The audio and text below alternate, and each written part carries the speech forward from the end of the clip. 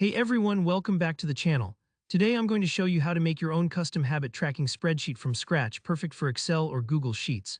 If you've ever wanted an easy way to track those daily habits like meditating, jogging, or drinking water, but found that most templates were either too complex or too plain, stick around.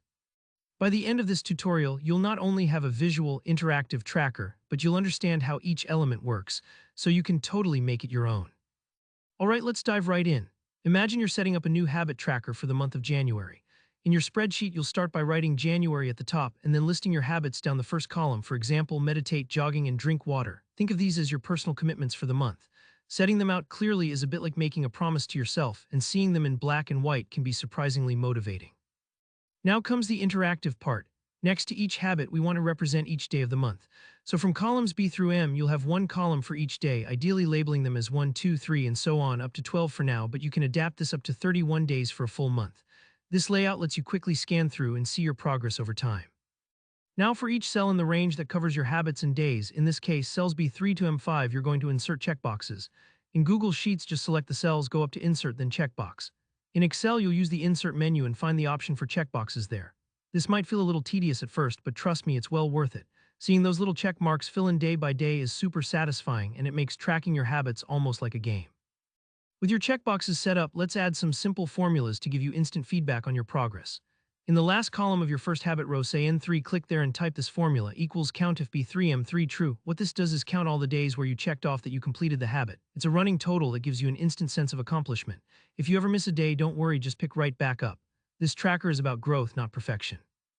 Let's add another formula to track overall progress. In B6, in the row just below your list of habits, type equals count if B3 B5 true. This formula counts how many habits you completed on a specific day across all your listed habits. It helps you see which days you really showed up for yourself. Now for a little visual flair and to make things more fun to look at, let's insert sparklines. These are tiny charts you can embed in a cell. Next to your total in N3 in cell O3, type equals sparkline N3 chart type bar max 31 color 1 black. This creates a mini bar that fills up as you make progress through the month, making it easy to check your streak at a single glance.